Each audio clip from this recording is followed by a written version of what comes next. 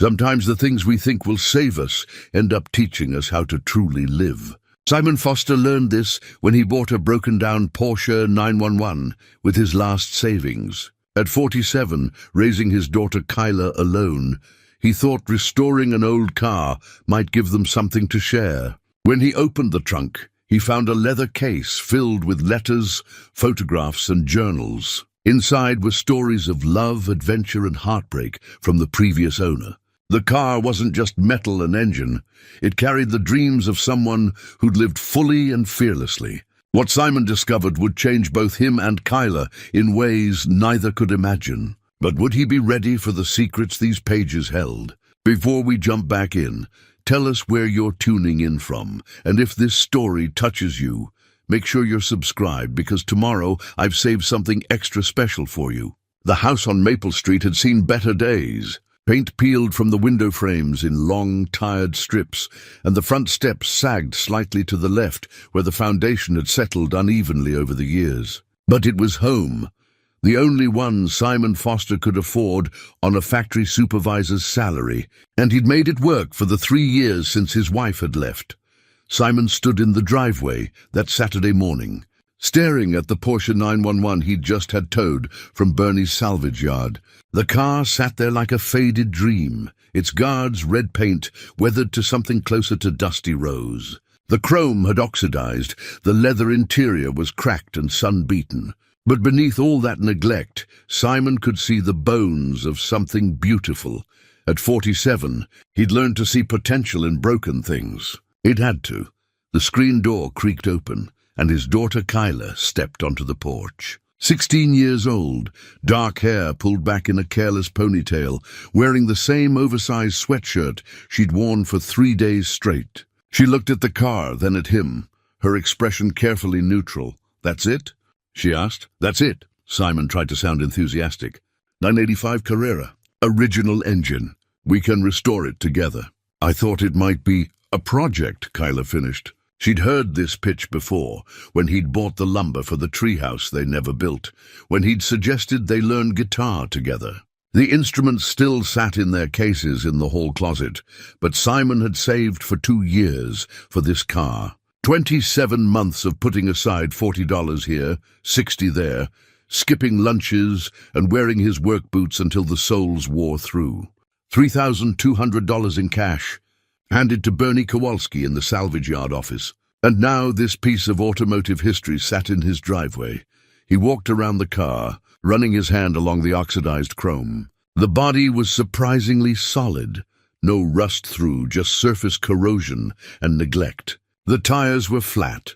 The windshield had a crack, spreading like a frozen lightning bolt across the passenger side. But the car had good bones. "Come look at the engine," Simon said. Kyla descended the steps slowly, the way teenagers do when they're doing you a favor. She stood beside him as he popped the hood.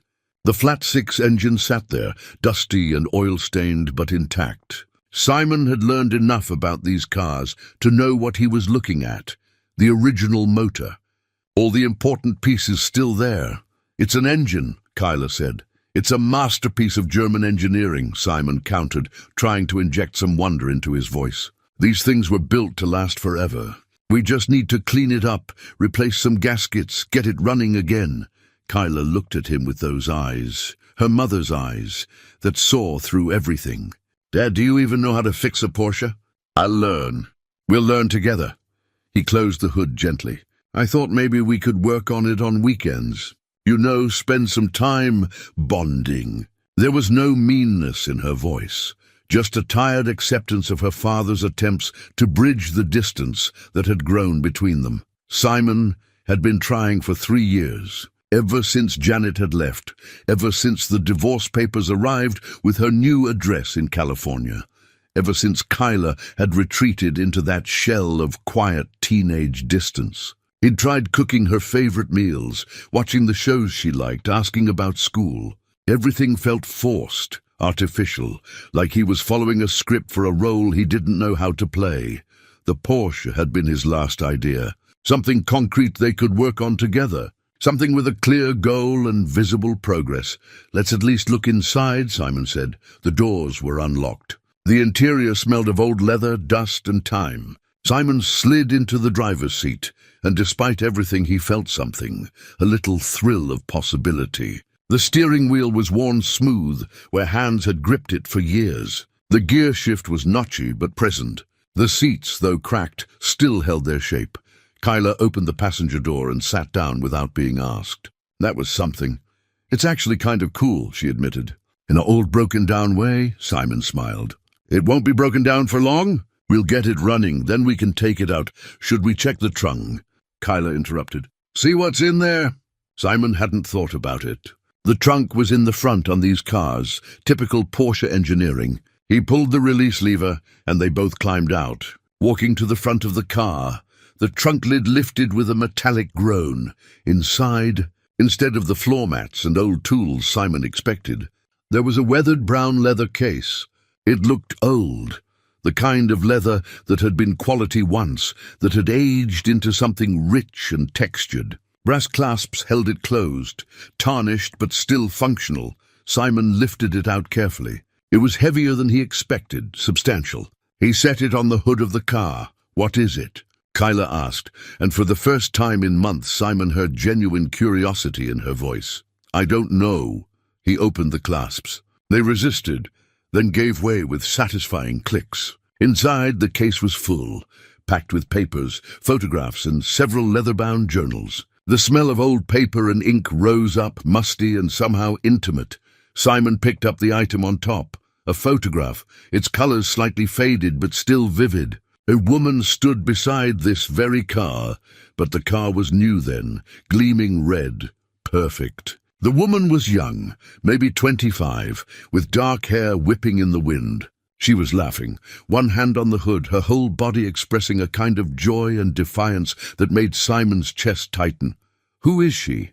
Kyla whispered. Simon turned the photograph over, written on the back in elegant flowing handwriting. First day with my chariot of freedom, June 1985. The world is waiting. V. He set the photograph down and picked up one of the journals. The leather was soft, well worn. He opened to the first page. The same handwriting filled the page. Strong and clear, June 15th, 1985. Today I bought a Porsche 911. Grandmother would be proud. No, she'd be ecstatic. She left me money with one instruction. Live boldly, Vivian. Don't make my mistakes. So here I am, 24 years old, standing in a car dealership, signing papers for a car I can barely afford and don't know how to drive properly. But it's mine, my chariot, my freedom. Tomorrow I point it west and see where it takes me. Kyla was reading over his shoulder. She was going on a road trip. Simon flipped through the pages. Tight handwriting filled everyone, occasionally broken up by sketches, small drawings of landscapes, faces, buildings. He picked up another journal, then another. There were 5 of them, along with dozens of loose papers, letters, more photographs. This is her whole life, Simon said quietly. In this car, they stood there in the driveway as the morning sun climbed higher, 2 people who'd been struggling to connect, suddenly unified by curiosity. Simon looked at his daughter and saw something he hadn't seen in a long time, genuine interest, real engagement. Should we read them? Kyla asked. Simon looked at the photograph again. The woman, Vivian, smiled at him across 30 years, frozen in a moment of pure joy. Whoever she was, whatever had happened to her, she'd left her story here in this car. And somehow, impossibly, that story had found its way to him. Yes, Simon said. Let's find out who she was. They carried the leather case inside, setting it on the kitchen table. The journals, the photographs, the letters, they spread them out carefully, reverently. Simon felt like an archaeologist, uncovering something precious and fragile. That afternoon, they barely moved from the table. They ordered pizza and left it half-eaten in the box. They read passages aloud to each other, passed photographs back and forth, pieced together the beginning of a story. Vivian Hart, 24 years old in 1985, an artist, a dreamer, a woman who'd inherited money from a grandmother who'd lived a conventional life and wanted something different for her granddaughter. The Porsche was her escape vehicle, her declaration of independence from a conservative family that expected her to marry. Settle down, teach art at a local school instead. She'd bought a sports car and pointed it toward the horizon. Listen to this, Kyla said, reading from the second journal. July 1985, somewhere in Wyoming. I'm terrified. What if I'm not brave enough? What if I'm just a spoiled girl playing at adventure? But then I remember what grandmother said. Courage isn't the absence of fear, it's the choice to act despite it. So I keep driving. Simon felt those words settle into his chest. When was the last time he'd been brave? When was the last time he'd chosen anything except the safe path, the responsible option? He'd wanted to be an architect once, had finished 3 years of college before money ran out, before he'd met Janet, before practical concerns had taken over. The factory job was supposed to be temporary, just until he could save enough to go back to school. That was 23 years ago. Dad, Kyla's voice pulled him back. Look at this. She held out another photograph. Vivian again, but this time standing in front of the Grand Canyon, arms spread wide, the vast emptiness behind her looking like freedom itself. She really did it, Kyla said softly. She just went. They read until the light outside faded to dusk, until Simon had to turn on the kitchen lights to see the pages clearly. They discovered that Vivian had driven to all 48 continental states in 2 years. She'd painted in every one, sold some pieces, gave others away. She'd met jazz musicians in New Orleans, cowboys in Montana, fishermen in Maine. She'd slept in the car, in cheap motels, on beaches. She'd lived. And somewhere in these journals, in these photographs, was the story of what had happened to her. Because the car had ended up in Bernie's salvage yard, and Vivian was nowhere to be found, that evening changed everything. Simon and Kyla sat at the kitchen table with Vivian's life spread before them, and for the first time in 3 years, the silence between them felt comfortable instead of strained. Kyla picked up the first journal again, opening to a page marked with a dried flower pressed between the leaves. Listen to this one, Dad. It's from when she first started the trip, she read aloud. And Vivian's voice filled the kitchen, confident, vulnerable, achingly human. June 20th, 1985, Nashville, Tennessee. I've been on the road for 5 days, and I'm already questioning everything. Last night I sat in a diner at 2 in the morning, drinking terrible coffee and watching the people around me. A trucker told me about his daughter who wants to be a doctor. A waitress showed me pictures of her grandchildren. Everyone has a story, and suddenly my own seems so small and self-indulgent. What am I doing? Running away from responsibility? Chasing some fantasy of freedom? But then I remember grandmother's face when she gave me that check. She said I lived the life everyone expected. I was a good wife, a good mother, a good woman, and I was miserable. Don't be good, Vivian. Be real. So here I am trying to be real. Trying to figure out what that even means. Simon felt something crack open inside his chest. How long had he been good instead of real? How many years had he spent doing what was expected, what was responsible, what was safe?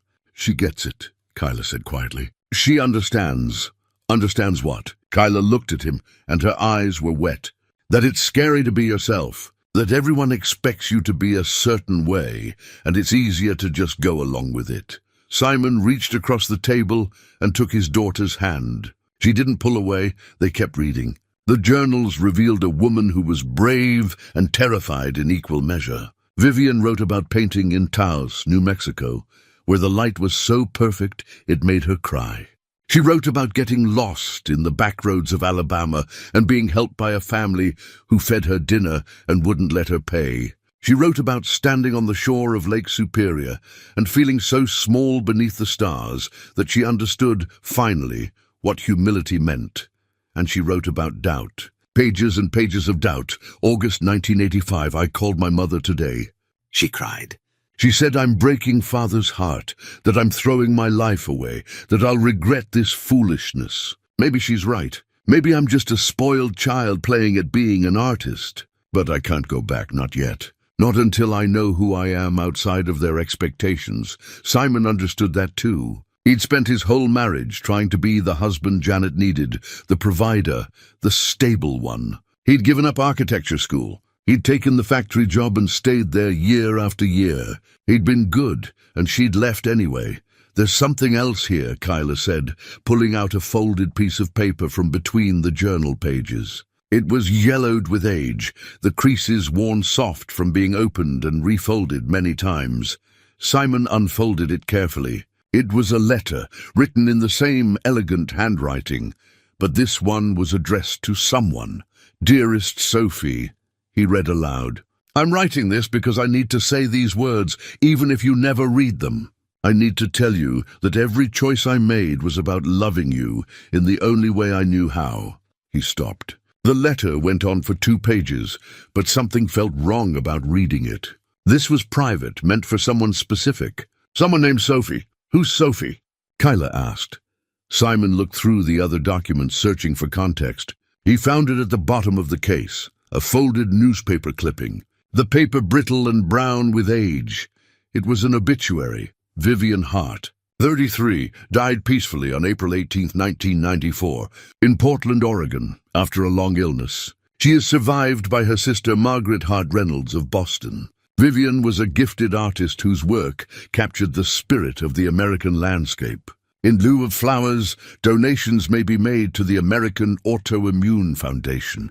The words hit Simon like a physical blow. 33 years old. Vivian had been 33 when she died. He did the math quickly. She would have been only 24 when she bought the Porsche, and 9 years later she was gone. "She died young," Kyla whispered. "That's so sad." Simon reread the obituary, looking for clues. "Long illness. Autoimmune Foundation." She'd been sick then. Maybe that explained why the car had ended up in a salvage yard. Why all her possessions were still in the trunk, but it didn't explain Sophie, or the letter that was clearly meant for her. They sat in silence for a long moment, the weight of Vivian's mortality pressing down on them.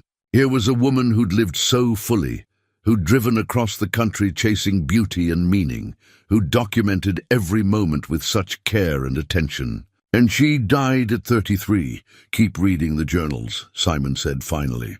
"There has to be more. We need to understand what happened." They worked through the evening, reading chronologically, watching Vivian's journey unfold. The journals from 1985 and 1986 were full of wonder and discovery. She painted constantly, sold work to small galleries, made friends in every town. She wrote about lovers, brief encounters that burned bright and ended amicably. She wrote about learning to be alone without being lonely. But then, in the journals from 1987, the tone shifted. The entries became shorter, more introspective. She wrote about fatigue, about joints that ached, about feeling older than her 26 years. March 1987.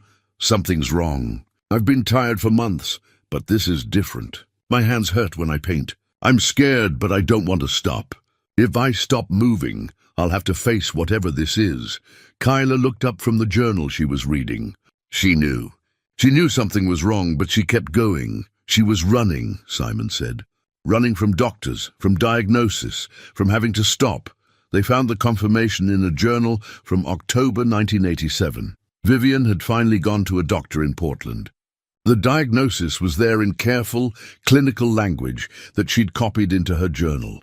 Systemic lupus erythematosus, complicated by other factors. The doctors had recommended rest, medication, regular monitoring. Vivian had written beneath it, "They want me to stop, to settle down, take it easy, live carefully. But I'm 26 years old and my body is betraying me. If I only have limited time, I won't spend it in waiting rooms and fear. I'll spend it on the road." She chose to keep living, Kyla said, and there was awe in her voice. Even knowing she was sick, she chose to really live. Simon felt tears on his face and didn't bother wiping them away. Here was courage, not the absence of fear, but the choice to live fully despite knowing the cost.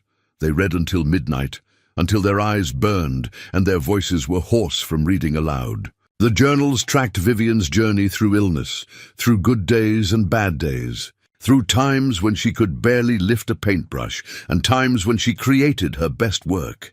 And underneath it all, woven through the pages, were references to Sophie, wondering about her, missing her.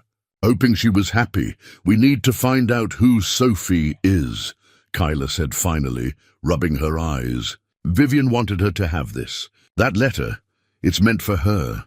Simon looked at the leather case, at all these precious documents that told the story of a woman who'd lived boldly and died young. Somewhere out there was someone named Sophie who needed to know about Vivian, who needed to read that letter.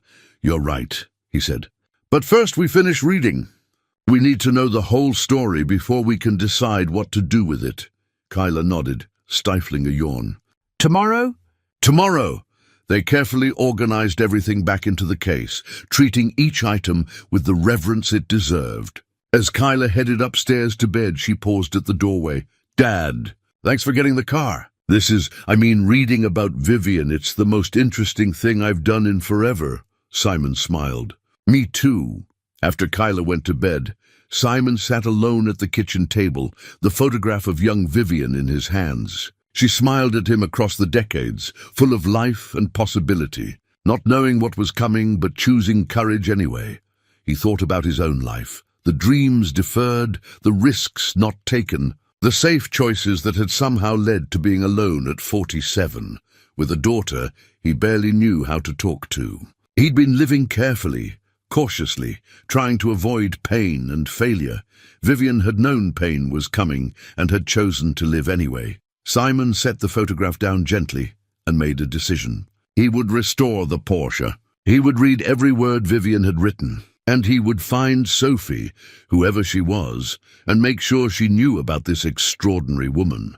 It was the least he could do for someone who just taught him what courage really meant. 2 weeks passed, and the ritual became the center of their lives. Every evening after dinner, Simon and Kyla returned to the kitchen table with Vivian's journals. The leather case had become a presence in their home, a portal to another life that somehow made their own feel more real.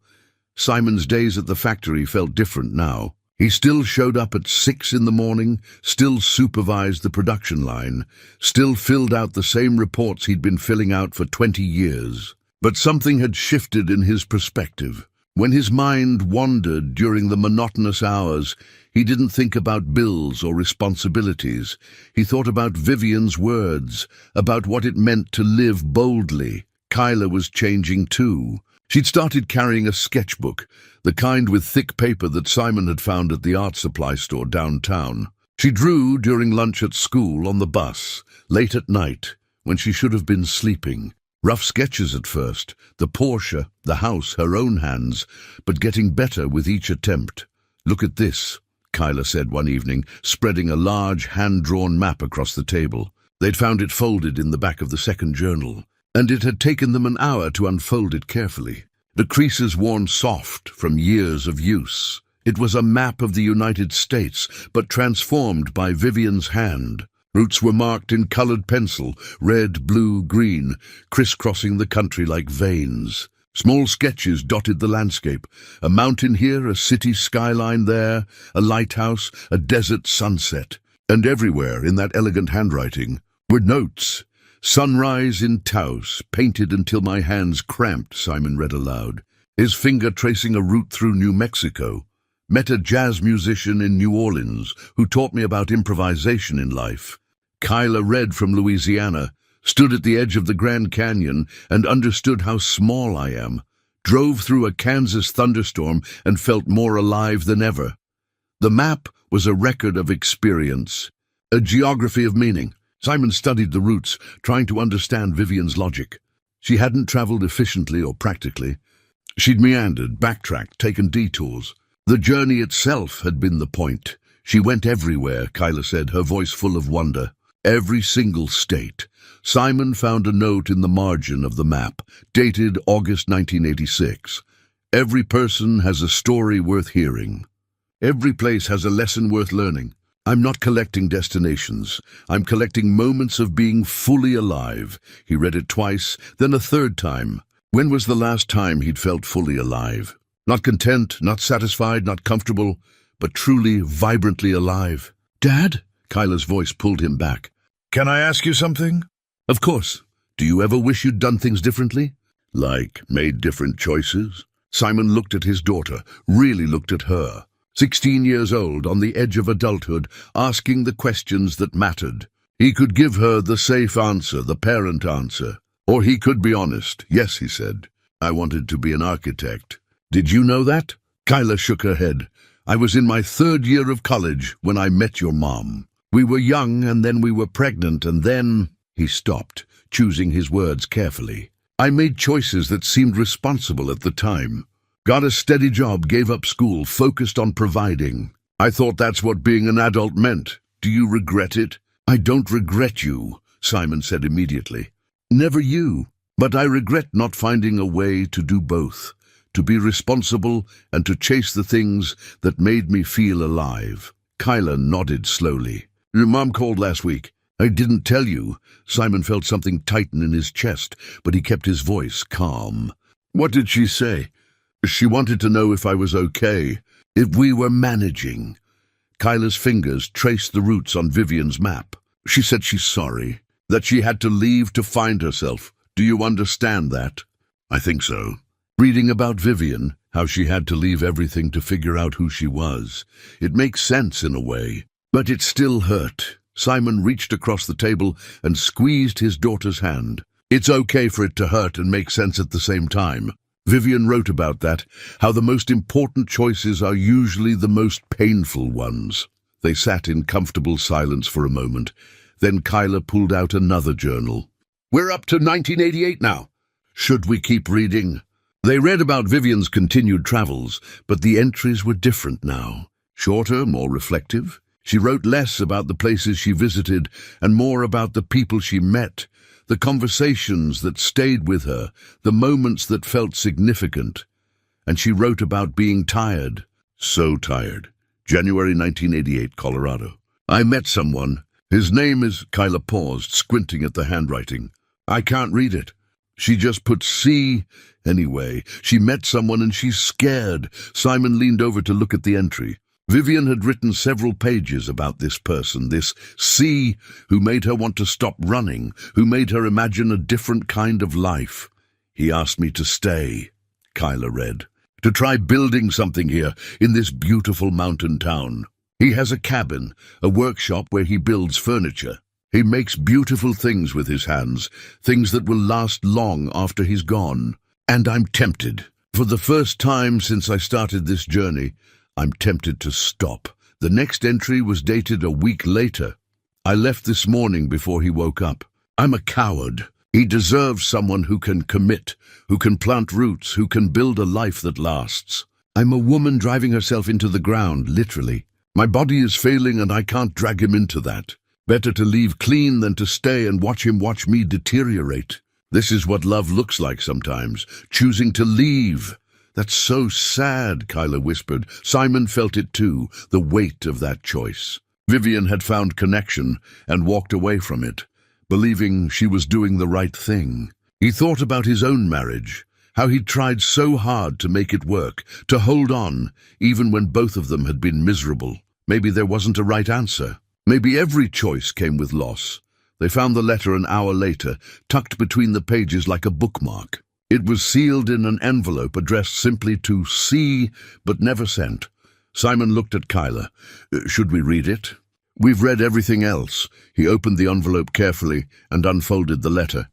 The handwriting was shakier here, written quickly, emotionally. My dear C, Simon read aloud. You asked me to stay, and I want you to know that part of me aches to say yes. These weeks with you have been the most peaceful of my entire journey.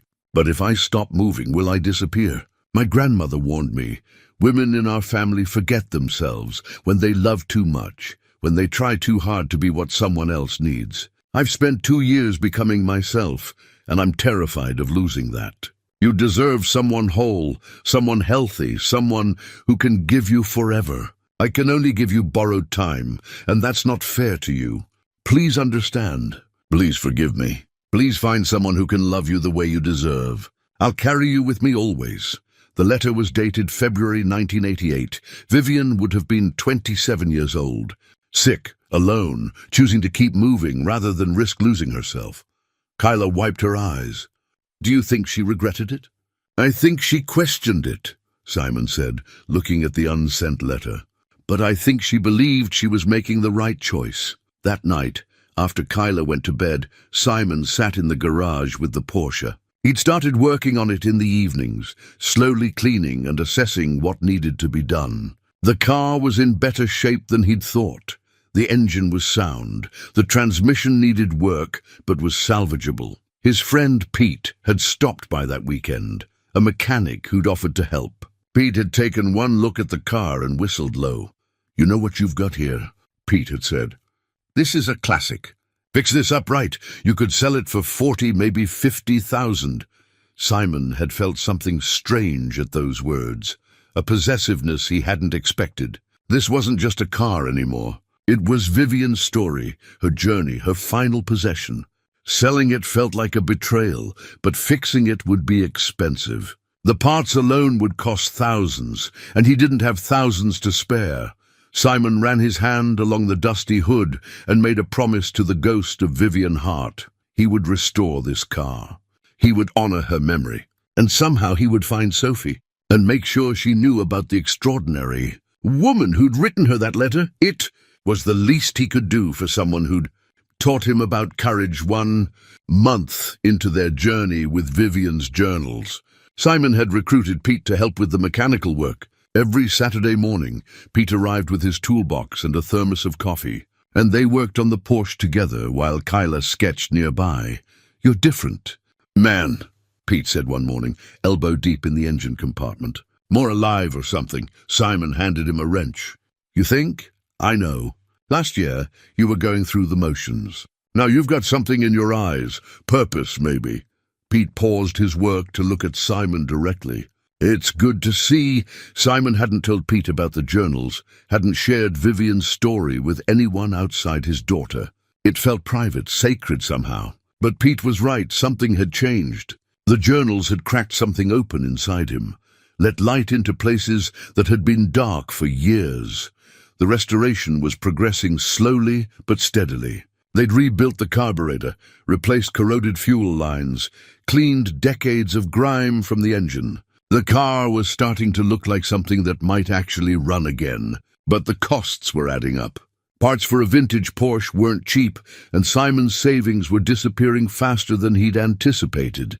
He'd taken on extra handyman work on weekends, fixing leaky faucets and painting rooms for neighbors who paid in cash. Every dollar went toward the car. Kyla had changed too. She'd submitted a piece to her school's spring art show, a sketch of the Porsche with Vivian's photograph taped to the hood, surrounded by quotes from the journals. Her art teacher had called it remarkably mature and emotionally resonant. Kyla had been nervous about showing something so personal, but she'd done it anyway. Vivian would be proud, Simon had told her, and Kyla had smiled in a way she hadn't smiled in years. One evening, in late March, they discovered another artifact in the leather case. Kyla had been carefully going through the documents, organizing them chronologically, when she found an envelope they'd somehow missed before. Inside was a formal letter on heavy paper. Dated September 1991, the letterhead read, "Canyon Road Gallery, Santa Fe, New Mexico. Dear Ms. Hart," Simon read aloud, "thank you for submitting your portfolio for consideration. While we appreciate your technical skill and the evident passion in your work, we regret that we cannot offer you representation at this time." He paused, then continued reading the handwritten note at the bottom of the typed rejection. "Your technique is promising, but your work lacks the rawness of lived experience. Come back when you've truly suffered, when you've painted your demons instead of running from them. Maurice Kendrick, gallery director." "That's harsh," Kyla said. Simon flipped to the next item, Vivian's journal entry from the same date. Her handwriting was jagged, angry.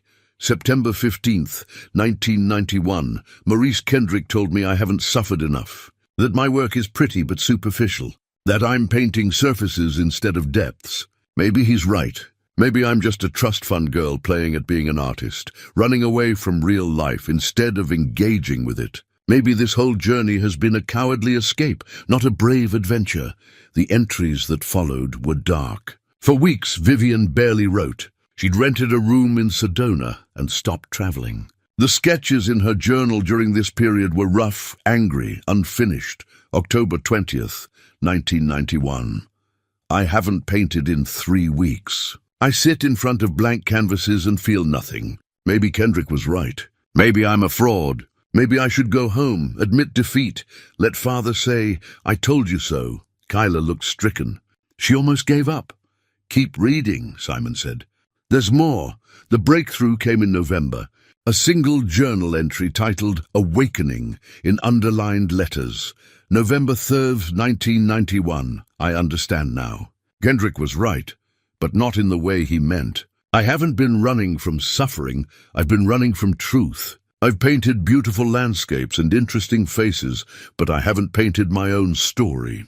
My grandmother's death, my family's disappointment, my illness, my fear. I've been documenting other people's authenticity while hiding my own. So here it is, I'm terrified. I'm sick. I'm alone. And I'm going to paint that. The pages that followed described a creative explosion. Vivian painted her grandmother's hands, wrinkled and wise. She painted her own body, showing the rash across her face that the lupus caused. She painted hospital waiting rooms and empty roads and the interior of the Porsche at night, lit only by dashboard lights. She painted her truth, Kyla said softly.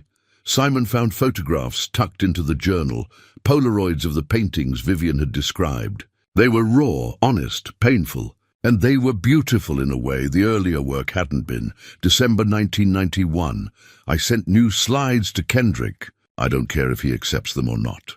I painted them for me to exorcise my demons, to claim my own story. That's enough. There was no response from the gallery and the documents, no acceptance or second rejection. But Vivian's entries after that were different, more grounded, more confident. She'd found something essential by confronting her pain instead of running from it. Simon saw the parallel to his own life so clearly it hurt. He'd been living on the surface, avoiding depth, running from the hard questions. Why had his marriage failed? What did he really want from life? Who was he beneath the role of provider, of father, of steady, reliable Simon Foster? The next evening, Simon did something unexpected. He called his ex-wife. Janet answered on the third ring, surprised to hear from him outside their usual custody discussions. "Is Kyla okay?" She asked immediately. "She's fine. Better than fine, actually. I wanted to talk to you about something else." They met for coffee the next day, awkward and careful with each other. Janet looked good, healthier than she'd looked during their marriage, less worn down. "You look different too," she said, studying him across the table. "What's going on?" Simon told her about the Porsche, about finding Vivian's journals, about how reading them had made him see his own life differently. Janet listened without interrupting, something she'd never done when they were married. "I think I understand why you left," Simon said finally. "I was drowning too. We both were. I'm sorry I couldn't see it at the time." Janet's eyes filled with tears. "I left because I was suffocating. But I ran instead of staying to fight for us, for myself. I see now how much that hurt Kyla.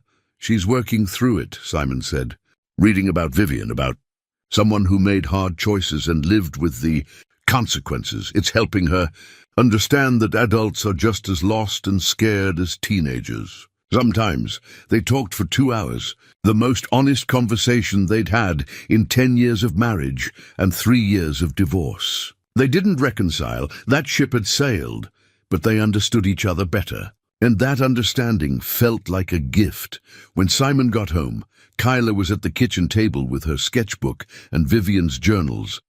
"How was it?" she asked. "Good, honest." Simon sat down across from her. "We talked about things we should have talked about years ago." Kyla nodded. Vivian would approve. She wrote a lot about honesty, about how it's the only thing that makes connection real. That weekend, the restoration hit a major obstacle. The transmission needed more work than Pete had initially thought.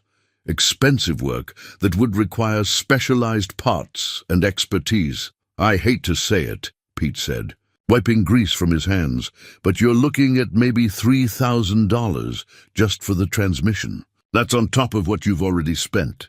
Might be time to cut your losses." Simon stood in the garage, looking at the car. They'd made so much progress. The engine ran now, rough but alive. The interior was cleaned and conditioning. The body was prepped for paint. Giving up now felt impossible. "Dad," Kyla said that evening, "we have to finish it." For her, for us, she was right. This wasn't about the money anymore. It was about honoring Vivian's memory, about completing something they'd started, about proving to themselves that they could see hard things through. Simon picked up extra work, a third job doing overnight inventory at a warehouse 2 nights a week. The hours were brutal. The pay was modest, but it would cover the transmission work. "You don't have to kill yourself," Kyla said, worried. "I'm not killing myself. I'm living with purpose. There's a difference." Simon smiled at her.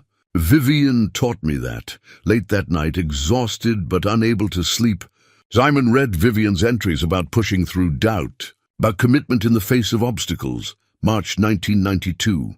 "My hands hurt so badly today, I could barely hold a brush. But I painted anyway, because the pain means I'm still here, still trying, still alive. That matters more than comfort." Simon closed the journal and made himself a promise. He would finish the restoration, no matter what it cost in time or money or exhaustion. Because Vivian had shown him that the things worth doing are usually the hardest things. And that courage isn't about not being tired. It's about continuing anyway. By mid-April, Simon was running on fumes. 3 jobs meant sleeping 5 hours a night, meant missing dinners with Kyla, meant falling asleep during conversations. The Porsche was progressing.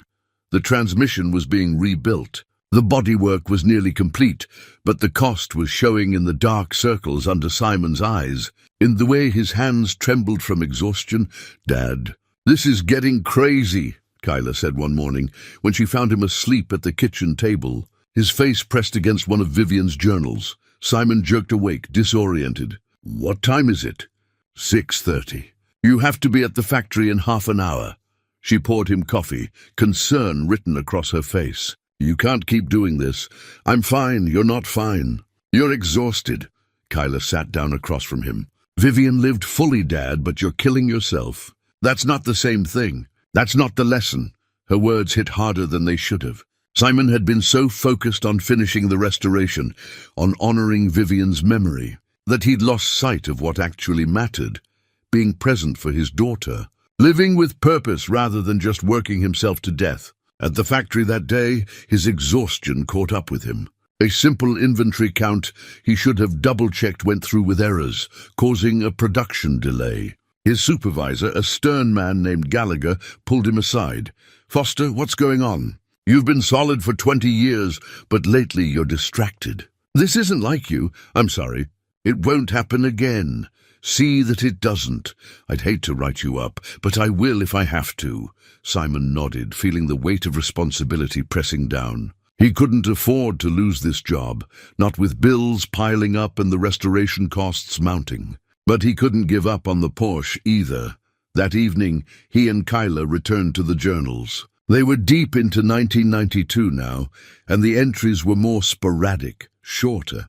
Vivian's illness was progressing, though she rarely mentioned it directly. Instead, she wrote about what she called good days and rest days, and Simon understood that the rest days were the ones where the lupus kept her in bed. April 1992. Good day. Drove to the coast, painted until sunset. My hands cooperated. This is what I live for. These moments when my body remembers what it's supposed to do. June 1992, rest day. 3 in a row now. I'm angry at this body, at this betrayal. But anger takes energy I don't have. Kyla found a postcard tucked into the July entries. It was a simple image of mountains at sunset, postmarked from Colorado. She turned it over and read aloud. "Dear Vivian, I understand now why you had to go. I hope you found what you were looking for. I found someone else, built a life, but I think of you when I hear certain songs. Be well, Vivian. Take care of yourself." See, the postcard had been sent to a friend's address, someone named Beverly in Seattle. Vivian had written her response on the next journal page, rather than sending it. July 10th, 1992, C wrote, "He's happy. He's found someone who can give him what I couldn't, permanence, stability, a future. I'm happy for him, truly, but I wonder sometimes about the life we didn't live. Would I have been whole, or would I have lost myself in trying to be what he needed? I'll never know. That's the price of the road I chose. Every path means leaving other paths behind. Simon read those words twice, feeling their weight. Every choice has a cost. Every path not taken remains a ghost of what might have been. Do you think she regretted leaving him? Kyla asked. I think she questioned it, Simon said. But questioning and regretting aren't the same thing. She made a choice she believed in, even knowing it would hurt. They talked late into the night, about choices and consequences, about paths taken and not taken. Simon told Kyla about the architecture degree he'd never finished, about the designs he sometimes still sketched on scrap paper during lunch breaks. Why don't you go back? Kyla asked. To school, I mean. I'm 47. That's too old to start over. Vivian was 33 when she died, and she never stopped starting over. Kyla looked at him with those serious eyes.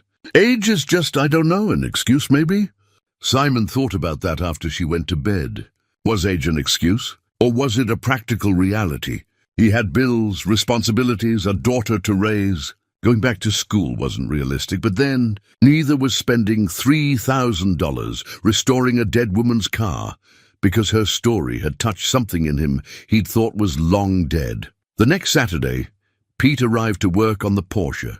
They were down to the final mechanical issues, fine-tuning the engine, adjusting the transmission. Almost there, Pete said, standing back to admire their work. Another month, maybe 2, and you'll have something special.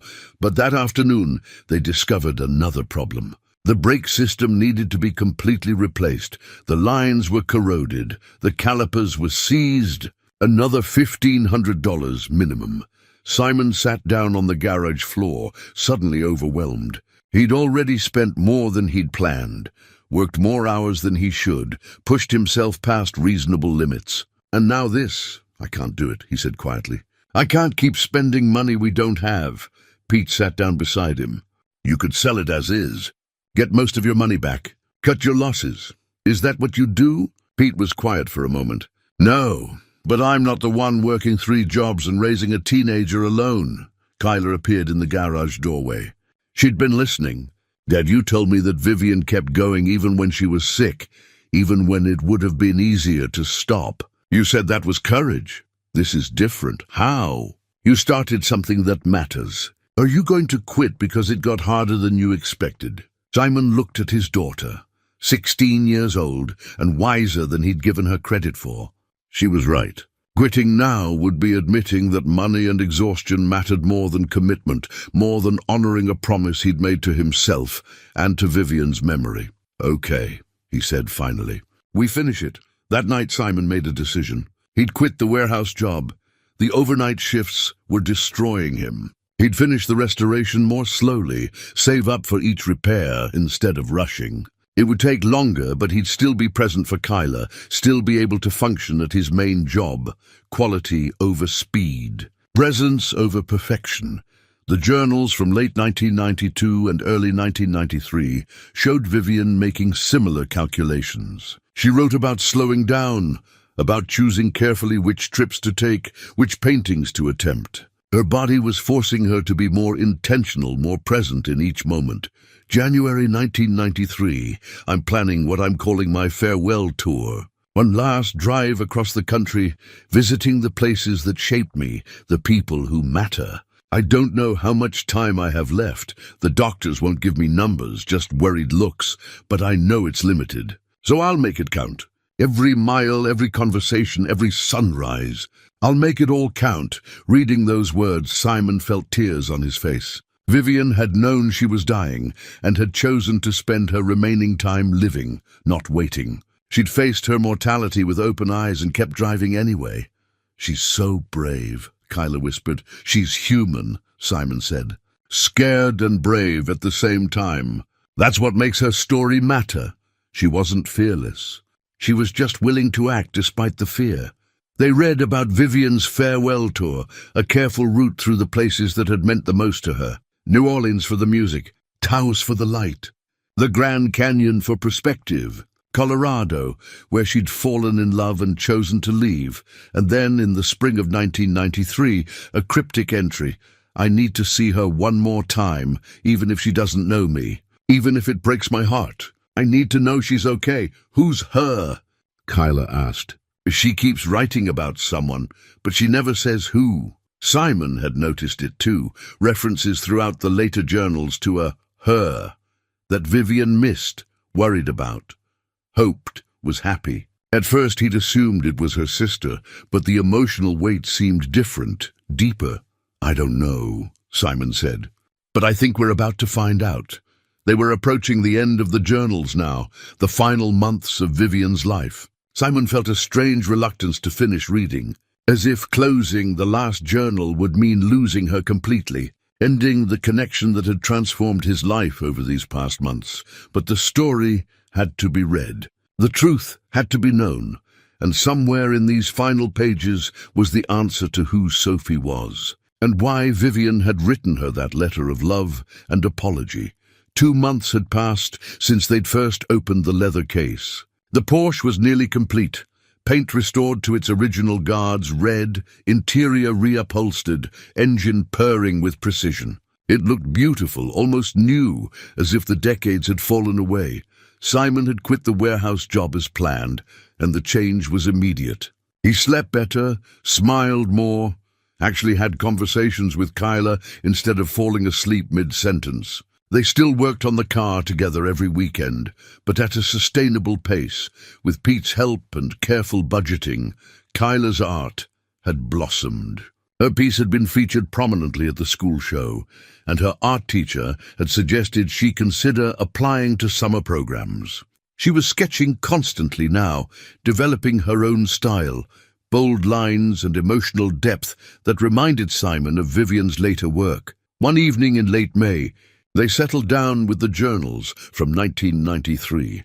These were the final entries, the ones Simon had been both eager and reluctant to reach. Vivian's handwriting was shakier now, less controlled, but her voice remained strong. March 1993. "The doctors want me to stop traveling. They use words like decline and management and quality of life, but my quality of life is the road. It's sunrise in new places and conversations with strangers, and the feeling of the steering wheel under my hands. If I stop now, I'll just be waiting to die. I'd rather die while living." Kyla's voice was thick with emotion as she read. She knew. She knew it was almost over. They read about Vivian's final journey, a deliberate retracing of her original route from 1985. But this time, instead of running towards something, she was saying goodbye. She visited old friends, gave away paintings, wrote letters of thanks to people who'd shown her kindness years before. April 1993, New Orleans. Found the jazz musician I met in '85. He's older, we both are. He played for me in his living room, just the two of us, and his saxophone and the evening light through the windows. He knew I was sick. He played a requiem, beautiful and sad, and I cried. He said, "You lived more in 8 years than most people live in 80. I hope that's true. Simon thought about his own life, 47 years of playing it safe, of choosing security over passion, of existing rather than living. Vivian had packed more life into 33 years than he'd managed in nearly 50, but that was changing. Reading her story had changed him. May 1993, Colorado. I drove past the cabin where C lived. Someone else lives there now. I saw children's toys in the yard. I'm glad. I hope he's happy. I hope his life is full. They made the right choice, even if it was the hard one. Then they found it, the entry that explained everything. It was dated May 15th, 1993, written from a motel in Portland, Oregon. I'm in Portland to see her, Sophie, my daughter. Tomorrow, I'll drive to the house where her parents live, where she's growing up safe and loved and stable. I won't introduce myself. I gave up that right 6 years ago when I signed the adoption papers, but I need to see her. I need to know she's okay." The words hit Simon like a physical blow. Daughter. Sophie was Vivian's daughter. "Oh my God," Kyla whispered. She had a baby. They tore through the journals, backtracking, searching for mentions they'd missed. And there they were, coded references, oblique entries that made sense now in hindsight. October 1987. I'm pregnant. I've known for 3 weeks and haven't written it down because writing it makes it real. I'm 26, sick, alone and pregnant. C doesn't know. I left before I was certain. What do I do? How can I be a mother when I'm barely holding myself together? November 1987. I've decided. I'll carry her to term. The doctors say pregnancy won't hurt me or the baby, though it might accelerate my decline. But I can't raise her. I can't give her the stability she deserves. I'll find a good family, people who can give her everything I can't. It's the most loving thing I can do, even if it destroys me. December 15th, 1987, Portland.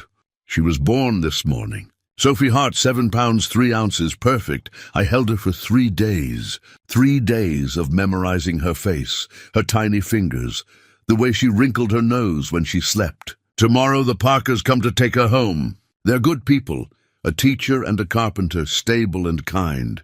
They'll love her. They'll give her roots. And I'll give her up. Simon couldn't see the page through his tears. Vivian hadn't been just a free spirit chasing adventure. She'd been a mother who'd made the most painful choice imaginable, giving up her child to provide a better life. December 18th, 1987. I left Portland this morning. I didn't look back. If I'd looked back, I couldn't have left. Sophie is with the Parkers now. They're her parents. I'm just the woman who gave birth to her and loved her enough to let her go. Every entry after that took on new meaning. The paintings Vivian made, the miles she drove, the experiences she collected, all of it was colored by grief, by loss, by the choice she'd made. She was running, Kyla said, understanding dawning. Not toward freedom, but away from the pain of giving Sophie up. She was doing both, Simon said. Living fully and running from heartbreak at the same time. They found more entries scattered through the years. Brief mentions of wondering about Sophie, hoping she was happy, imagining what she looked like, what kind of person she was becoming. Sophie's birthday today. She's 3. I wonder if she likes cake, if she's afraid of the dark, if she has my grandmother's smile. Sophie's first day of school. Is she nervous, excited? Does she know how loved she is? And then, the entry from May 1993, the one that explained Vivian's final journey, May 16th, 1993. I saw her. I parked down the street and watched her play in the yard. She's 6 now, tall for her age, with dark hair like mine. She was laughing, chasing a dog, completely carefree. Her mother, her real mother, the one who raises her, called her inside for lunch. She ran to her with such trust, such love. I made the right choice. She's happy. She's safe. She doesn't need me. This is goodbye. Simon closed the journal and sat in silence. Vivian had lived her whole adult life carrying this grief, this love for a daughter she'd chosen to give up. Every mile she drove, every painting she made, every brave choice she made, all of it was shadowed by Sophie's absence. The letter, Kyla said suddenly. The one we found at the beginning, addressed to Sophie. We need to read it again. Simon found the letter in the leather case and read it with new understanding.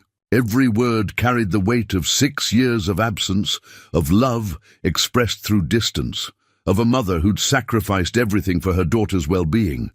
We have to find her, Kyla said. Sophie needs to know about Vivian. She needs to know her mother loved her. She might not want to know. She might be angry that Vivian gave her up, or she might spend her whole life wondering about her birth mother, imagining the worst. Kyla looked at him with determination. We have the Porsche, we have the journals, we have proof of who Vivian was. We can give Sophie her mother's story. Simon thought about it. Finding Sophie wouldn't be easy. The adoption was 30 years ago. Records were likely sealed. The Parkers might have moved. But Kyla was right. They had an obligation to try. Okay, he said.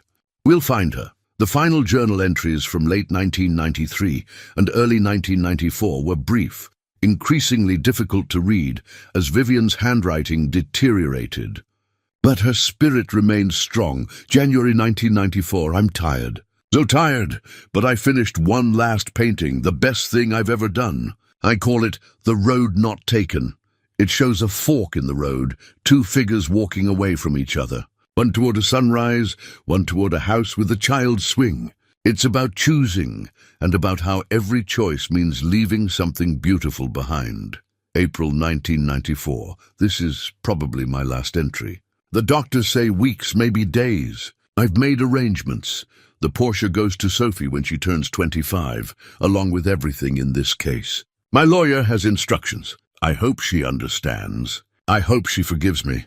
I hope she knows that every hard mile I drove thinking of her, wishing her a life full of both adventure and stability, of both wings and roots. I love you, Sophie. I will always love you. The journal ended there. The obituary they'd found earlier was dated April 18, 1994. 3 days after that final entry, Kyla was crying openly now. She died thinking about Sophie. Simon pulled his daughter into a hug, both of them grieving for a woman they'd never met but had come to love through her words. "We'll find her," Simon promised. "We'll make sure Sophie knows." That night, Simon couldn't sleep. He went to the garage and sat in the restored Porsche, running his hands over the steering wheel that Vivian had gripped, the seats where she'd sat, the car that had carried her through joy and grief and everything in between. The car wasn't his. It had never been his. It was Sophie's inheritance, her mother's final gift, a time capsule of love and courage and impossible choices.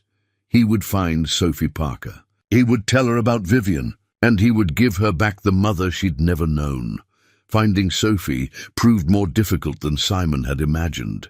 Adoption records from 1987 were sealed, protected by privacy laws. The Parkers, if that was even their real name, could have moved anywhere in the 30 years since Vivian had given up her daughter. Simon started with what he knew. Vivian had mentioned Portland, Oregon. She'd written about watching Sophie play in a yard in May 1993, which meant the family was still there 6 years after the adoption. But that was 25 years ago now. He called the courthouse, explained his situation to a clerk who sounded sympathetic but firm. "Adoption records are confidential, even with good intentions. I can't help you." He tried searching online, social media, public records, anything. But without knowing Sophie's adopted surname or current location, he found nothing. Pete suggested hiring a private investigator, but Simon couldn't afford it. He'd spent every spare dollar on the Porsche restoration. Then Kyla remembered something. "Dad, Vivian mentioned a lawyer in her will, remember? She said she'd made arrangements for Sophie to receive the car when she turned 25. They searched through the documents again and found it, a copy of Vivian's will, witnessed and notarized in Portland in March 1994, just weeks before she died. The lawyer's name was Maxwell Hughes, with an address on Southwest Broadway. Simon called the number listed, expecting it to be disconnected after 30 years. Instead, a receptionist answered. "Hughes and Associates. I'm looking for Maxwell Hughes. This is about a client from 1994, Vivian Hart." There was a pause. "Mr. Hughes is retired, but let me see if he's willing to speak with you." 10 minutes later, Simon's phone rang. The voice on the other end was elderly but sharp. "This is Max Hughes. You mentioned Vivian Hart. I remember her well. How can I help you?" Simon explained everything. Finding the Porsche, the journals, the discovery of Sophie's existence. "I'm trying to find her daughter. Vivian wanted Sophie to have the car and her story." Hughes was quiet for a long moment. "Vivian created a trust. Sophie was supposed to be contacted when she turned 25. That would have been 2012. But she never responded. Either she didn't want to know about Vivian or what? Or she never received the notification. People move, change names. I sent letters to the Parker family's last known address, but they were returned as undeliverable." Simon's heart sank. "So you don't know where she is?" "I didn't say that." Hughes paused. "Give me your email address. I'll send you what I have. But Mr. Foster, consider carefully before you proceed. You might be opening old wounds. Sophie might not want this, I understand. But she deserves to know the truth about her mother." The email arrived an hour later. Hughes had sent the last known address for the Parker family from 1998, along with Sophie's adopted name, Sophie Winters. The Parkers had legally changed their surname when Sophie was young. Armed with this information, Simon searched again. And this time, he found something. A high school art teacher named Sophie Winters in Bellingham, Washington. The age was right. She'd be 37 now. And the fact that she taught art felt like too much of a coincidence. That has to be her, Kyla said, looking at the professional bio on the school's website. There was a photo, a woman with dark hair and kind eyes who looked hauntingly familiar. She has Vivian's face, Simon whispered, but how to approach her? He couldn't just show up at her school. He couldn't call out of nowhere and say, "I have information about your birth mother." After much discussion, Simon and Kyla decided to write a letter. They spent hours crafting it, trying to strike the right balance between informative and gentle. "Dear Miss Winters, my name is Simon Foster. I recently purchased a 1985 Porsche 911 and discovered documents in the trunk that I believe belong to your birth mother, Vivian Hart. If you're interested in learning more about her, please contact me." They included Simon's phone number and email, then mailed the letter to the school. The waiting was excruciating. Days passed with no response. Then a week. Simon began to think Sophie had thrown the letter away, decided she didn't want to know. Then, on a Tuesday evening, his phone rang with an unfamiliar number. "Mr. Foster, this is Sophie Winters. I got your letter." Simon's hands shook as he gripped the phone. "Thank you for calling. I wasn't sure you would. I almost didn't." Her voice was careful, controlled. "I've always known I was adopted. My adoptive parents, were wonderful about it. But I never searched for my birth mother. I was afraid of what I'd find. Or that she wouldn't want to be found." "She did want to be found," Simon said gently. "She left everything for you. The car, her journals, letters. She wanted you to know her story." There was a long silence. "Then can we meet? I need to see this for myself." They arranged to meet in 3 days at a cafe in Bellingham. Simon and Kyla would drive up, bringing the leather case and selected items from Vivian's collection. Those 3 days felt like 3 years. Simon cleaned and polished the Porsche until it gleamed. Kyla organized the journals chronologically, marked important passages with sticky notes. They both felt the weight of what they were about to do, reuniting a daughter with her mother's memory, bridging a gap of 37 years. The morning they left, Simon sat in the driver's seat of the Porsche and took a deep breath. This car had carried Vivian through all her adventures, through joy and heartbreak and everything between. Now it would carry him and Kyla to complete Vivian's final wish. "Ready?" Kyla asked, sliding into the passenger seat. "Ready?" The drive to Bellingham took 2 hours. The Porsche ran beautifully, purring along the highway as if it had been waiting for this journey. Simon thought about Vivian driving these same roads, thought about Sophie growing up, not knowing her mother's story. They arrived at the cafe early and waited outside. At exactly 2 o'clock a woman approached, dark hair pulled back, wearing a simple dress, carrying herself with a grace that was unmistakably familiar. Sophie Winters stopped a few feet away. Her eyes locked on the Porsche. "That's the car," she said softly. "I've seen pictures. My parents, the Parkers, they kept one photograph of her. She was standing next to this car." Simon nodded, unable to speak. Sophie's eyes filled with tears. "Tell me about her. Tell me about my mother." They sat at a corner table in the cafe, the leather case between them like a bridge across time. Sophie's hands trembled as she reached for it, then pulled back. "I don't know if I'm ready," she said. "Take your time," Simon said gently. "We have all afternoon." Sophie looked at Kyla. "How old are you?" 16. "I have a daughter who's 14. And a son who's 10. Sophie smiled sadly. "I became a mother without ever knowing mine. I used to wonder, did she think about me? Did she regret giving me up?" "She thought about you every day," Kyla said. "And she never regretted you. Only the circumstances that made her give you up." Simon opened the case carefully and pulled out the first photograph. Young Vivian beside the Porsche in 1985. Radiant and alive, Sophie took it with shaking hands. She stared at the image for a long time, tears streaming down her face. She was so young, so beautiful. "That was the day she bought the car," Simon said. "The beginning of her journey." He told her Vivian's story, the grandmother's inheritance, the declaration of freedom, the cross-country travels. He showed her the hand-drawn map, the journals filled with adventures and insights. He explained about the lupus diagnosis, about Vivian's choice to keep living fully despite the illness. And then he told her about Colorado, about the man Vivian had loved and left, about discovering she was pregnant and making the impossible decision.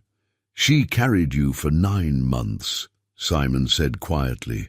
"She held you for 3 days, and then she gave you to the Parkers because she believed they could give you what she couldn't: stability, health, a future." Sophie was crying openly now.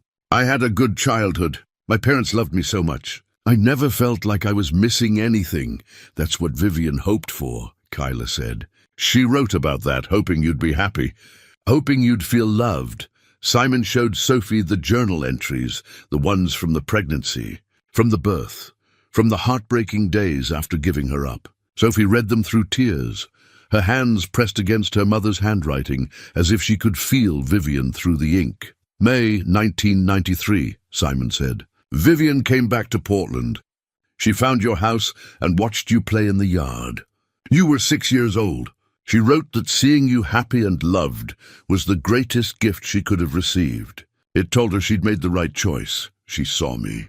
Sophie's voice was barely a whisper, from a distance. "She didn't want to disrupt your life, but she needed to know you were okay." They sat for hours in that cafe, Simon and Kyla telling Sophie everything they'd learned about Vivian. They showed her paintings photographed in the journals, read her favorite passages, explained how Vivian's art had evolved from pretty surfaces to raw emotional truth. "She sounds extraordinary," Sophie said.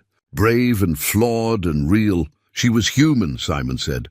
"That's what makes her story so powerful. She wasn't fearless. She was terrified most of the time. But she acted anyway." As the afternoon wore into evening, Sophie began to ask questions. What had Vivian liked to eat? What music did she listen to? Did she have friends? Was she ever truly happy? Simon and Kyla answered what they could, pulling details from the journals. Yes, she loved jazz and blues. Yes, she made friends easily, but kept moving before connections grew too deep. Yes, she was happy, not constantly, but in moments, in the spaces between doubt and pain. "There's something else," Simon said finally. He pulled out the sealed letter Vivian had written to Sophie. She wrote this near the end. "It's addressed to you." Sophie took the envelope with reverent hands. She held it for a long moment before opening it. "Dear Sophie," she read aloud, her voice breaking. "My beautiful girl, I held you for 3 days before I let you go. It was the hardest and most loving thing I've ever done. I was 26, broken, sick, and lost. I couldn't give you roots because I was still searching for my own. Your parents will love you in ways I couldn't. They'll give you the steady ground I never had. I hope you paint. I hope you travel. I hope you have both the stability I gave you and the wildness I kept for myself. You were not a mistake. You were the best thing I ever created. And letting you go was how I loved you most. Forgive me or don't, but know you were loved, always. Your mother, Vivian." The cafe had emptied around them. The waitress discreetly left them alone, refilling coffee without interrupting. Sophie read the letter 3 times, each reading bringing fresh tears. "She loved me," Sophie said finally. "All this time I wondered if I was a mistake, if she'd forgotten about me. But she loved me, more than anything," Kyla said. Sophie looked at the Porsche through the cafe window. "The lawyer tried to contact me years ago when I turned 25, but the letters went to my parents' old address. We'd moved by then. I never knew." "You know now," Simon said. Sophie stood abruptly. Can I sit in the car?" They walked outside together. Simon opened the driver's door, and Sophie slid behind the wheel. She gripped it where Vivian's hands had gripped it, sat where Vivian had sat for thousands of miles. "I feel her," Sophie whispered. "Is that crazy?" "No," Simon said. "I've felt her too." Sophie looked up at him through the open door. "This car, it's yours. You restored it." "No," Simon said firmly. "It was always yours. Vivian's will specified it. The car belongs to you. I can't take it. You put so much into it, we restored it for you. For her, this is your inheritance, Sophie. Take it." Sophie got out of the car and hugged Simon, then Kyla. "Thank you. Thank you for finding me. Thank you for bringing her back to me. Will you come to my house?" Sophie asked. "Meet my family?" They should know about Vivian, too. Simon and Kyla followed Sophie's car through Bellingham to a modest house with a swing set in the yard. Her husband greeted them warmly, confused but welcoming. Her children, a 14-year-old girl and 10-year-old boy, stared at the red Porsche with wide eyes. They spent the evening sharing Vivian's story with Sophie's family, passing around photographs and journals, reading selected passages aloud. Sophie's daughter, hearing about her grandmother's adventures, declared she wanted to be an artist too.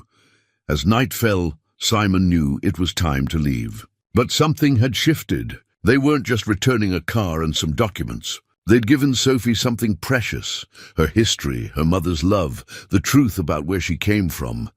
"Keep in touch?" Sophie asked at the door. "Absolutely," Simon promised. On the drive home, Kyla was quiet for a long time. Finally, she said, "We did it, Dad. We kept our promise to Vivian." Simon smiled, exhausted and fulfilled in a way he'd never felt before. "We did." 3 days after meeting Sophie, Simon received a text message. "Can you come back this weekend? I want to show you something." He and Kyla drove back to Bellingham on Saturday morning. Sophie met them at the door, her eyes bright with an emotion Simon couldn't quite name. "Come in," she said. "I've been going through everything, the journals, the letters, every photograph. I haven't slept much. I can't stop reading her words." Inside, the living room had been transformed. Vivian's journals were spread across the coffee table, organized chronologically. Photographs lined the mantel. The hand-drawn map hung on the wall, carefully framed. "My husband thinks I've gone a little crazy," Sophie said with a smile. "But I needed to see it all, to understand her journey completely." She led them to her art studio, a converted garage filled with canvases, paints, and afternoon light. On the largest easel stood a painting, still wet. It was Vivian, not copied from a photograph, but imagined. Vivian at 33, standing beside the Porsche, but this time Sophie stood beside her. Mother and daughter together, separated by time but united in the painted moment. "It's beautiful," Kyla whispered. "I've been painting since I was a child," Sophie said. "My parents, the Parkers, they encouraged it. I never knew where it came from, this need to create. Now I understand. It's in my blood." She turned to face Simon and Kyla. "I need to do something, and I need your help." "Anything," Simon said. Vivian made a farewell tour, visiting the places that mattered to her, saying goodbye. "I want to do the opposite. I want to trace her journey, see the places she saw, complete the circle." Sophie's voice grew stronger with conviction. "And I want to drive the Porsche, the way she did." Simon felt something settle in his chest, rightness, completion. "When do you want to go?" "This summer. A month-long road trip following her map. My family will come, my husband and kids. We'll turn it into an adventure, a way of knowing her." Kyla leaned forward. "Can we come? For part of it at least?" Sophie smiled. "I was hoping you'd say that. Without you two, I never would have known her. You're part of this story now." They spent the afternoon planning. Sophie had already requested time off from her teaching job. Her husband, a carpenter named Ben, was excited about the journey.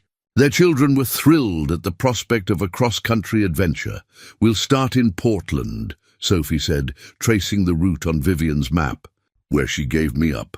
Then follow her path, Colorado, New Mexico, Louisiana, all the places she wrote about. It'll be healing," Ben said quietly. He'd been listening from the kitchen doorway. "For all of us. The kids need to understand where they come from, who their grandmother was." As the sun set, Sophie walked Simon and Kyla out to the Porsche. She'd already begun making it her own. A dream catcher hung from the rearview mirror, a photo of her family tucked into the sun visor. "I've been thinking about Vivian's choices," Sophie said. "About how she gave me up because she thought it was best for me. For years, whenever I thought about my birth mother, I imagined someone who didn't want me, someone who abandoned me." She paused, emotion thick in her voice. "But now I understand. She wanted me so much that she gave me the life she couldn't provide. That's not abandonment. That's the deepest love imaginable." Simon thought about his own choices, his own fears. "She taught me something too. That courage isn't the absence of fear, it's acting despite it." that living fully matters more than living safely. What are you going to do with that lesson? Sophie asked. Simon glanced at Kyla, then back at Sophie. I'm going back to school. Architecture. I gave it up 25 years ago because it seemed impractical. But Vivian showed me that deferring dreams is the same as killing them slowly. Sophie hugged him. She'd be proud of you, of what you did for me, of how you honored her memory. As they prepared to leave, Sophie's daughter ran out of the house. Wait, Grandma Vivian, can I call her that? She painted, right? She did, Kyla said. Then I'm going to paint too. Mom's teaching me. We're going to have a show together next year. 3 generations of artists. Driving home, Simon felt something he hadn't felt in years. Pure, uncomplicated joy. He'd bought a broken car and found a broken woman's story. In fixing one, he'd helped heal the other. And in the process, he'd fixed something in himself, Dad. Kyla said as they crossed back into their town, Yeah? Thank you for buying that car. For not giving up on it. For teaching me what it means to follow through on something that matters. Simon reached over and squeezed his daughter's hand. Thank you for taking the journey with me. The Porsche was Sophie's now, as it should be. But the lessons Vivian had taught them, about courage, about living authentically, about love expressed through impossible choices, those belonged to all of them. And those lessons, Simon knew, would last far longer than any car. 2 months later, in mid-July, Sophie called with news. We're starting the trip next week. Can you and Kyla meet us in Colorado? I want to find the cabin where Vivian met my father. Where it all began, Simon took a week off from the factory, his first vacation in 5 years. He and Kyla flew to Denver, rented a car, and drove into the mountains to meet Sophie's family. They found them at a small bed and breakfast in a town Vivian had written about extensively. The Porsche sat in the gravel parking lot, dusty from mountain roads, looking perfectly at home against the backdrop of pine trees and peaks. Sophie emerged from the inn, followed by her family. She looked different, lighter somehow, as if a weight she'd carried her whole life had finally lifted. We've been on the road for 5 days, she said, hugging them both. Following Vivian's route exactly, stopping where she stopped, seeing what she saw. It's been incredible. Her daughter, Marina, was sketching in a journal. Her son, Tyler, was examining the Porsche's engine with his father. They'd become a family on a mission, united by a woman none of them had known, but all of them felt connected to. Tomorrow we're going to find the cabin, Sophie said. I've been putting it off, saving it. I'm nervous. Do you want us there? Simon asked. I need you there. You knew her through her words. You can help me understand. The next morning, they caravanned up a winding mountain road, following directions Sophie had pieced together from Vivian's journals and local property records. The cabin was still there, weathered but standing, occupied by a family who graciously allowed them to look around. Sophie stood in the driveway, staring at the structure where her parents had met, where she'd been conceived, where Vivian had made the choice to leave. She stood right here, Sophie said, her voice breaking. She loved him. She was pregnant with me, and she walked away because she thought it was the right thing to do. Ben put his arm around his wife. Their children stood close, sensing the significance of the moment. Was it the right thing? Sophie asked no one in particular. Would I have been better off knowing them both? Or was she right, that I needed the stability she couldn't give? Simon thought about his own life, his own choices. I don't think there's a right answer. Just choices and consequences. You had a good childhood, right? You were loved. Completely. Then she made the choice that worked, even if it destroyed her to make it. Simon looked at the cabin, imagining Vivian here decades ago, young and scared and trying to do the right thing. She carried that pain so you wouldn't have to. Sophie walked to the Porsche and opened the trunk, the same trunk where Simon had found the leather case. She pulled out one of Vivian's journals and read aloud from the entry dated February 1988. I'm leaving tomorrow morning. C is still asleep. I've written him a letter I'll never send. I love him. I love the life we could have had. But I can't trap him with my illness, my uncertainty, my child. He deserves someone whole. And she, Sophie's voice caught, and she deserves a life I can't give her. This is love. Walking away is love. They stood in silence, the mountain air cool and pine-scented, the weight of Vivian's sacrifice settling over them. Marina spoke up, her young voice clear in the quiet. Great-Grandma Vivian was brave. She did the hard thing because she loved you. Sophie knelt down and hugged her daughter. She was. And I'm grateful. For her choice, for her sacrifice, for the life she gave me, even though it meant giving me up. They took photographs. Sophie and her family beside the cabin, the Porsche in the foreground, mountains rising behind them. Images to document this moment of understanding, of completion, of forgiveness. That evening, they gathered at the bed and breakfast for dinner. Sophie had brought some of Vivian's paintings, photographs of them at least, and they passed them around, studying the evolution of her art from pretty landscapes to raw emotional truth. I want to have an exhibition, Sophie announced. Vivian's work and mine side by side. Mother and daughter, separated by time but connected through art. I've already talked to a gallery in Seattle. They're interested. Simon felt tears in his eyes. This was what Vivian had wanted, not to be forgotten, not to disappear, but to live on through her daughter. Through her work, through the connections she'd forged even in absence. She'd love that, Kyla said. I know, Sophie smiled. I can feel her approval somehow. Is that strange? No, Simon said. I felt her presence through this whole journey. In the car, in the journals, in the choices we've all made because of her story. Sophie raised her glass. To Vivian Hart, a woman who loved fiercely, lived boldly, and made impossible choices with grace. A mother I never knew but will never forget. They all raised their glasses. Sophie's family, Simon, Kyla, united by a woman whose courage had touched them all across the barrier of death. To Vivian, they echoed. And in that moment, Simon felt it, the completion of something that had started 4 months ago in his driveway with a rusty car and a leather case. He'd helped heal a family, honor a woman's memory, and in the process, he'd healed himself. The journey wasn't over. Sophie would continue following Vivian's route. Simon would start school in the fall.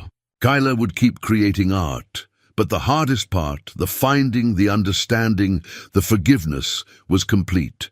Vivian's story would live on, and that, Simon knew, was the greatest gift they could have given her.